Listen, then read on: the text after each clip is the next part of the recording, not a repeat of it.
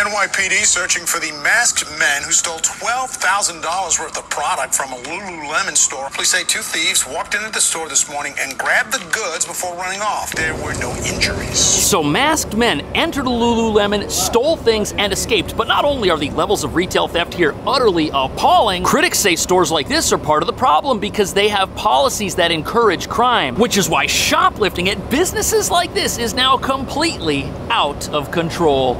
A brazen robbery at a Lululemon store is caught on camera. Watch here as the suspects stroll out of the store right past a security guard with sacks full of merchandise. No, seriously, get out. Jennifer Ferguson and Rachel Rogers say they were fired for trying to stop shoplifters from stealing from Lululemon. They stroll in like regular shoppers, then scramble out lugging bags filled and arms full of stolen goods. They would literally strip the shelves of everything within a matter of seconds. A heist at a Lululemon happens right before our eyes. What is it about Lululemon? It seems like they're always at targets. Yeah, it does seem like that. Our crews were there as a local store was hit for the second time today. What seems sometimes as one incident in one store often is part of such a larger picture. It is well organized, it is profitable, it is criminal. This is the modern day mafia. According to their policies, employees should never put themselves at risk, never leave the store to gather information, and never film the thieves in action. The NYPD is now searching for suspects after a Lululemon here was raided. But what nobody's talking about is that these stores get raided all the time, not just in New York, but everywhere, because the brand has, allegedly, a progressive stance on retail theft, not even allowing employees to contact police until it's over and the thieves have escaped. And although nobody should be forced to put their life on the line for clothing, no matter how overpriced, critics say the company just wants to cover up theft instead of figuring out ways to stop it, because not only are employees not supposed to get involved when there's a crime, they aren't even supposed to film the crime on their phones, which is why two store employees recently say they lost their jobs. But although proponents of these policies can backwards rationalize such decisions as being good for business and safe for employees, critics say this lax attitude towards crime supports and emboldens criminals. After all, crooks don't just loot Lululemons whenever they get the chance, they're stealing from drugstores, they're stealing from Target. And it even leaked out that one of New York City's 4 Costco's has a secret shoplifting problem with vacuums and other high-end items somehow leaving the store, revealing that unpunished crime contributes to more crime, so much so that the state of New York now has a $4.4 billion shoplifting problem. But that brings us to the real reason why we have a culture of criminality in our city and an out-of-control shoplifting problem, because it's the exception, not the norm, for a store to have a big red sign that says they take shoplifting seriously, because our laws don't, as is evidenced by the fact that shoplifting under $1,000 worth of items isn't a jailable or bailable offense. But the idea that store employees should have minimal contact with police until a crime is already over means that stores that won't lock up their products are pretty much defenseless in the war on theft, which is why crimes like the one you're about to see aren't stopping anytime soon.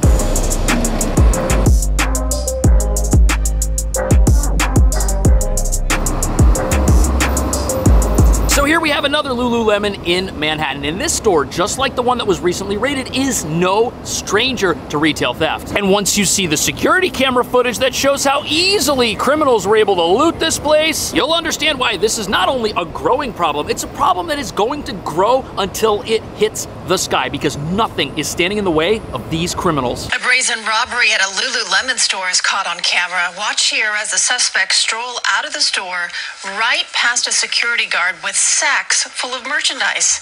Anyone with information is being... So this security footage, it's from over a year ago, but the theft that happened at this store is exactly what happened at the store that was raided in the Upper East Side. The thieves, they walked right in and they walked right out. Nothing happened to them. They got away with all that merchandise. Only here they stole over 2 times as much stuff. But the fact that crime is happening at these places the exact same way, year after year, not just here, but all over the country, reveals a serious issue, which is only going to be exasperated by the fact that this store is in New York, and so are the others, which is a city that doesn't punish crime or lock up any of its criminals. But the problem is that once thieves rob the Lululemons in New York, security goes up. There are police right now patrolling at the Upper East Side location, and there was a police car here in front of this store. So what does that mean? Well, it means the criminals have to go somewhere else to steal. The video shows 3 women. 2 were wearing surgical masks grabbing big armfuls of clothing from the Lululemon store on Clarendon Boulevard in Arlington. They appeared to be in no hurry. One woman stopped to pick up items falling out of her overloaded arms. The video was taken at... So here we have a report of a Lululemon getting robbed 2 times in one day, and it's at a store that is suspiciously within driving distance of New York City, and this happened 1 week before the store here got looted, which does coincide with reports of criminals leaving New York and exporting their criminality to shopping centers that you can get to by car. Because in order for this theft operation to pay their bills and their car payments, it needs a little breathing room, and they've got to stay a few steps ahead of the police by keeping them guessing, playing whack-a-mole, so to speak. And if this is happening across different state lines, there's nothing the NYPD is going to do about crimes that happen in Virginia or nearby crime-ridden Philadelphia. But that brings up a big question. Why is the stance of Lululemon different from the stance of Macy's that now has braided cable wire going through all the North Face jackets in the store? Why do they treat shoplifting so different, and how can they do that and stay in business and have all of these stores stay open and not shut down? They stroll in like regular shoppers, then scramble out lugging bags filled and arms full of stolen goods, hitting Lululemon stores from Bellingham to Bellevue, stealing hundreds of thousands of dollars worth of activewear. And what that really translates to is increased costs for consumers. Bellevue police say thieves often sell the merchandise for 30 cents. Now, to an extent, every store that gets looted is going to have this problem, because if half the stuff on the store's shelves gets stolen, the other half now has to cost more money in order to make up that difference. Now, recently in New York City, a massive theft ring was busted targeting stores like Macy's. The police discovered almost $1 million of merchandise that had been stolen between Macy's, Nordstrom's, and a few other places. But when something like this happens, the retailer has to make a balancing act decision. They've got the cost of securing their products, which Macy's has chosen to go all in on. They've got store security all over that place. They've got cable wires, they've got alarms, they've got pretty much every single thing attached to a product that you could possibly do. But all of that comes at a cost, because you've got to pay people to operate it, to unlock it, and it slows down the customer experience. And Lululemon, right around the corner here, it seems like they've decided they don't want the customer experience to suffer, but now the stores are suffering because people can just walk out with armfuls full of stuff and escape into the night, and there's nothing that's ever going to be done about it, and this has been going on for years. But what that means is that if you and I go into that store right there and we buy something for the full retail price on the shelf, we are subsidizing the actions of those who have removed items from the shelf for free, which makes you wonder who's really paying the price for all this crime. And are these criminals really just poor unfortunate souls trying to feed their families, or is something else at play here? What seems sometimes as one incident in one store often is part of such a larger picture. It is well organized, it is profitable, it is criminal. This is the modern day mafia, The modern day mafia. You know something? That's fairly accurate, because the FBI figured out that back in 2019, the average bank robbery in this country was gonna get you less than $2,000, but we're hearing about 10, 20 times that much getting stolen from places like this on a regular basis. Because with the internet as the backbone of these criminal operations, they're only growing in size and scope, as the paydays are essentially only limited by what you can escape from the store with. And what do you think represents a larger risk for criminals? Robbing a bank where there are police and bulletproof glass, or robbing a clothing store where nothing is secured and the front door is right next to the sidewalk? And what this reveals is we're not really witnessing anything new. We're just watching the societal transformation of a lawless environment that leads to people robbing clothing stores instead of banks, because the paydays are higher and the risk is lower. And it's all happening under our very noses, because we might see footage of a few masked men running out of a store with armfuls of stuff. Yet the operation behind that is a full business organization. You've got CEOs, you've got middle-level managers, you've got the newbies. And you know what? If a bank gets robbed and physical money gets stolen, you're gonna see extra security there until the end of time. But these clothing stores that have water bottles and socks and hats and shoes, none of that is ever gonna be secured at the level that it needs to be to actually deter this crime, making people wonder if this is an unstoppable problem or if something could actually be done about it. And the other problem here is that the internet is just such a force multiplier. 20 years ago, if you stole an armful of stuff, you'd have one buyer and it would be some shady guy with a U-Haul in a back alley somewhere, and you would have to take whatever he gives you. But now you can sell yourself to the general law-abiding public who thinks they're getting a deal at a time of high costs and high inflation, and thinks that they're saving money on something they were gonna buy anyways, when in reality they are supporting organized crime. Now people are asking the question, what role, if any, do stores who are super lax on crime and seem to just allow it to happen over and over again, how much of a hand do they have in all of the crime that we're witnessing? And is a national chain that allows surging retail crime a problem for the entire country? Some say it is.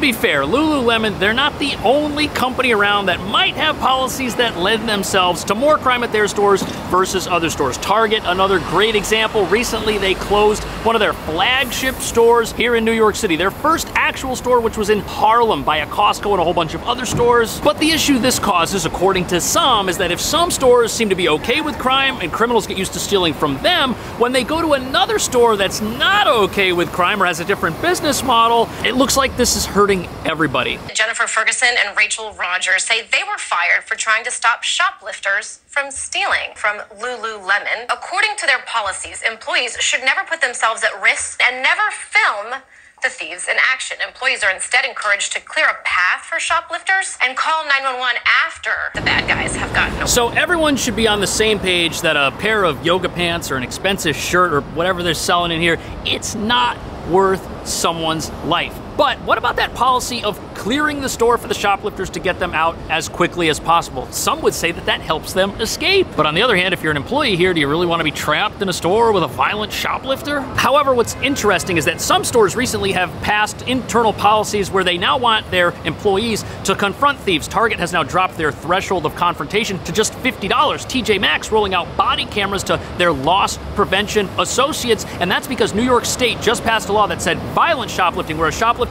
puts their hands on a store employee, is now a felony. So some stores are kind of taking the opposite approach of Lululemon right now. And some people would say that if you're an employee somewhere and you're a normal law-abiding person, you're gonna be outraged when you see theft happening in your store. You're gonna wanna film it. You're gonna wish that somebody would do something about it, because at the end of the day, your job is on the line if the place shuts down over crime. But now business owners and corporations are forced to choose between protecting property or giving it away for free. The real issue, I think, here is what this does for customers, what it does for the employees and the team members, the associates, and what it does to these communities at that individual store level. You know, when we hear about out-of-control retail crime, we usually only think of two involved parties. The first is the store with their policies, whether or not they're part of the problem, and the second are the criminals, the guys who ran off with all the stuff. How did they escape? Who were they? Why didn't police catch them? But we forget about the third party, and that's who the victim is. Because you know what? If a store like this gets shut down, where are those employees gonna work? Yes, there are other stores, but they've just lost their jobs. Plus, law-abiding citizens that want to buy stuff at these places,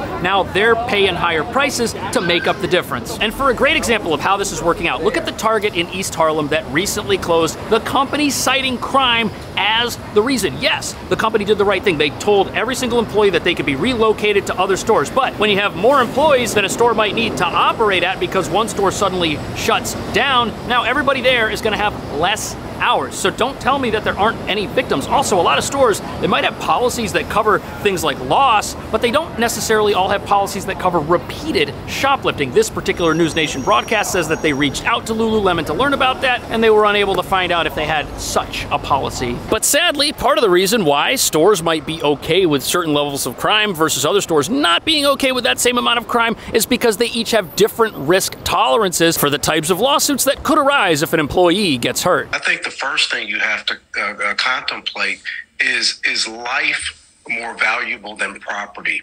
And you have to somewhat draw a line in the sand, because even if you look at the numbers for shrinkage, as they call it in the industry, there are far more thefts that occur interior than... So there's a couple of arguments that we need to look at here. First, store employees getting injured over items in the store. Nobody wants to see that. Not worth it. I think most people could probably agree on that. But the second is that there's this idea floating around out there that most loss that these stores incur doesn't come from shoplifting. It actually comes from shrink, which applies to internal loss that happens on the company side of things, disregarding the types of crimes that kind of go viral on the internet because of how brazen they are and how often they happen. But the big problem this argument misses is that shoplifting and shrink are not the same thing. And every item you see out for sale on a store shelf has a price that is attached to it, which is net of shrink and inventory loss and other operating expenses. And what that means is even if shrink is a contributing factor to a company's bottom line, there's nothing that they can do about shoplifting that happens afterward words, because the final sale of an item that has been priced to include all of the other ways the company loses money is its last defense in the face of crime that might cause a store to lose money and shut down. And at the end of the day, it's not shrink that will shut down a store suddenly. It is shoplifting that goes and does that. Because even if you go into a store and everything there costs more because the company is terribly run,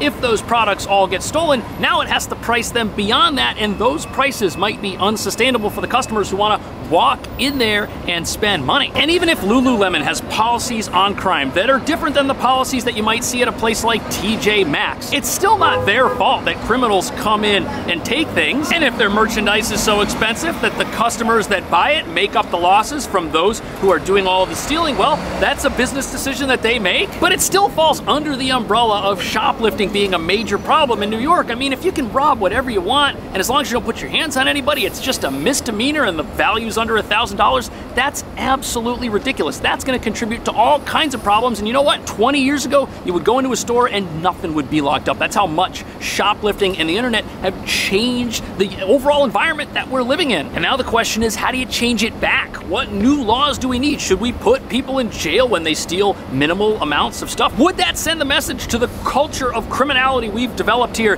that that does not pay? Crime is not worth it. What do you think? Thank you so much for watching. I'll see you in the next video.